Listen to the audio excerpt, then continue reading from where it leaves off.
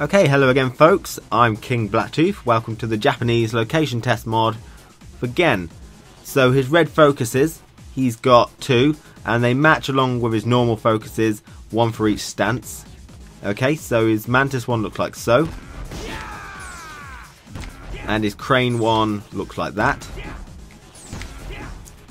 And the same rules apply. They've got 2 levels. Level 1 doesn't crumple. Maximum level does.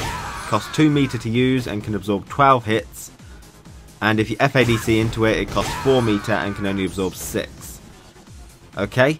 And something I did want to comment on, I think Gen's focus attacks are massively powerful. Now, his Mantis stance one hits from massively far away. So, even his standing medium kick there, which has got massively long range, doesn't hit Chun-Li. But if I do a focus attack from here, I think it will hit in Mantis stance. So let's see. Yeah, so massively far. And that just means his red focus attack is just going to be absolutely insane. No one's going to be able to beat it from this sort of distance. Most characters won't. I know Goku won't be able to touch it because he doesn't move very far with his light punch palm strike. But red focus from that distance, absolutely insane. I'm surprised he never got a nerf on his focus attack range on that. It's just absolutely crazy. The first change that Gen got is his stun is now 950 instead of 900. So I can't actually change the stun or health values in the game, so that one has not been changed. And now I'm going to actually go over his Mantis stance changes first, and then his Crane stance changes next. Okay, so the first thing is his close standing heavy punch stun has been redistributed to 150 to 50. Rather than 100. So as you can see, it does 150 and then 50 rather than 100. This will allow you to FADC and still have a lot more stun on the combo. Or if you're going into heavy punch hands, it will do generally a lot more stun, which is actually very useful for Gen. And very useful indeed. The next thing is his heavy waterfall kick is now soft knockdown. So let's see if I can do this. No. I'm terrible at the timing of this, so I'll give it a couple more goes. Oh. Chun-Li, what are you doing? There we go, soft knockdown, okay? So, that is kind of a big thing, because I think heavy kick is the one you go to, because it obviously does more damage, so soft knockdown on that. But the EX variation is now a hard knockdown. Okay, so if you want a hard knockdown, the EX variation is the one to go to. So you have to use a meter to get that hard knockdown. And the next thing is light, medium and EX hands have decreased pushback. Okay, so there were conflicting reports on this, on what combination of hands had this pushback. On some I read all of them had it, on some it was just light, medium and EX. So I've only changed light, medium and EX. And when more information comes out, I'll change that again. So the light variation, at point blank, hit 6 times, including the hit of the normal light punch that I went into. And the medium punch variation hits 9, including the first hit.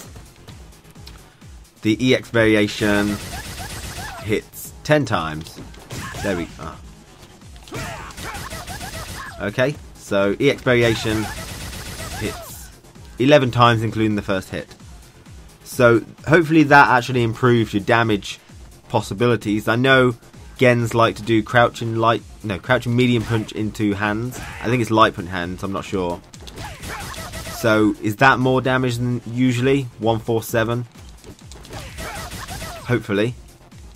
If you do the EX, you get so many more hits. 209 for that. But obviously that's using meter again. They usually like to save it for FADC combos, really, from what I observe. And also, all the hands have a lowered hitbox, expanded downwards, so more likely to hit crouchers, and they all have -1 recovery. So, that is what it is. You can recover a little bit faster and kick some more ass. Okay? And the last thing in the Mantis side is his, I think it's his Mantis Ultra 2. Okay, so this one now has an extended forward hitbox, so it should be able to hit her from about here, right at the end of his fingertip. Okay, and it also does 600 stun as well as all that damage. So that's just a bit crazy. Now, it may be a mistranslation because it said increase stun to 600 and the stun was already on 0. It didn't have any stun to it. So that may be a mistranslation or not. I just plonked in a whole 600 stun. It's crazy. And this can actually stun the opponent if they would be stunned at the end. So like that, for example. Because it does 600, she'll get stunned. She does fly really far away, but you can combo max screen if you go into like a waterfall kick. Oh, no, not a waterfall kick, an ogre, and then a waterfall kick. But obviously that's not optimum. I may come back and change the fact that she flies off a lot. Because she probably shouldn't do that because she doesn't normally fly off. So I'll come back and change that later if I can figure out how to avoid that. Okay, so now we're on to the crane specific buffs. Okay, so the crane specific buffs is crouching light punch, frame advantage is now +5 on hit rather than +3. So you can easily link it together like so. Okay, and it seems to open up quite a few new combo things. I'm not a Gen player, so you guys can probably come up with a lot better stuff than me, but crouching light punch to crouching medium punch, that can work. It's quite tight, but there, it seems to be alright. And you can do a little combo like that, just for a bit of damage. Crouching light punch into standing heavy kick. The second hit seems to always miss though, apart from maybe on some characters like Sagat, Zangief, that might connect both, hopefully. Crouching light punch to crouching light kick. That connects. And you can obviously try and go to your super from there. If you can do it, which I can't because I'm rubbish. There we go. It's a possibility, you know, it's pretty good opener really, but I think they like to use it on the Mantis stance one instead.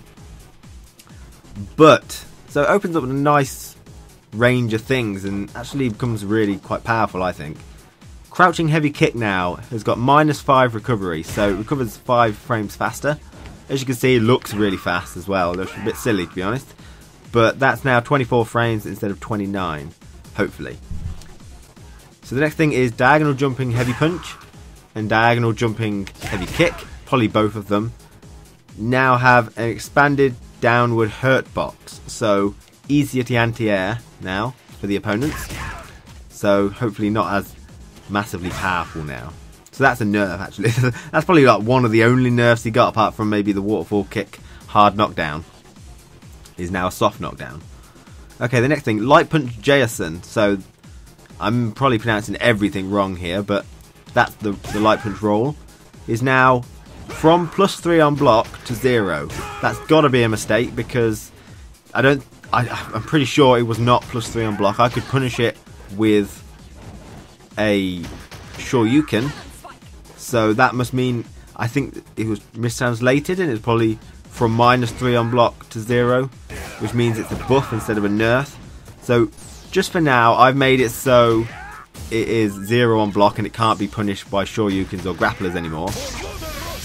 But if I get some more confirmation that I've done something wrong or I misinterpreted it, then I will change that. So be aware that one may not be strictly true, but it definitely was not +3 on block, the light punch roll.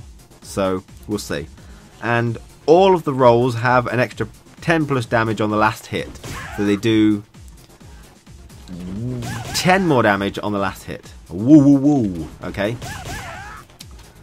And this next one is actually a bit of a weird one as well. The ogre's hitbox has been reduced. So it's a bit vague for me. I don't know what about the hitbox has been reduced, and the matter of fact that ogres have tons and tons of different damage types, you know, the different types of kicks, so I don't know which ones have been altered, which ones haven't, in what way have they been altered. So all I've done is the far wall kick, so that'll be this variation, as well as that variation where you cross over. Those have got 0.05 less of a hitbox all around, so just a minute difference, and that one's definitely going to be changed in the future when I get more clarification of what Ogre's hitbox reduced means. Okay, and the last thing is the Crane Ultra 2 has 9 frame startup instead of 10, so that should come out in 9 frames now instead of 10. It's a bit hard to test because it's airborne as well as the freeze frame. It just makes it very difficult to test, but hopefully that's correct.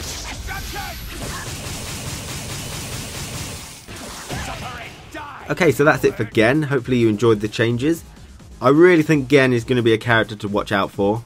He's got buffs across the board pretty much, and is already a powerful character winning tournaments and stuff, so very, very difficult character to play maybe, but definitely one which is going to be difficult to contend with. Very, very good. Thanks for watching. So when you want to install my mod, you need to download the mod in the download link in the video, and then extract the file. You'll have your character name changes, so a nice readme to let you know what I've changed and how I changed it, and installation instructions if you don't want to listen to me. And you'll have a character name.bac and character name.bcm.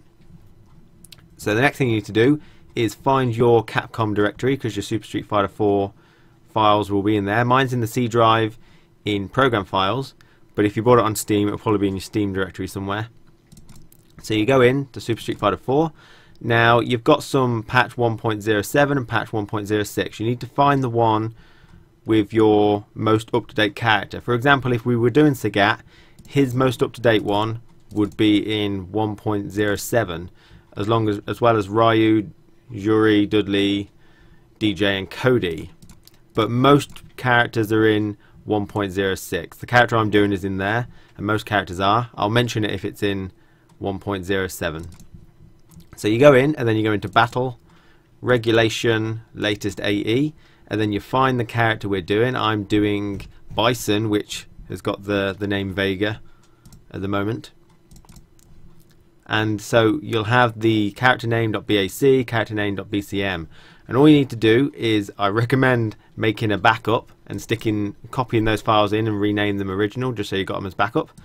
And then you just copy over my ones into there, and that will allow you to play as my modded version in arcade mode, training mode and versus mode. So you can have some fun. If you've got local friends to play with, you could update 2 characters that I do and then fight against each other with the new changes. That would be quite interesting. Anyway, so thanks for watching, and I hope that has helped.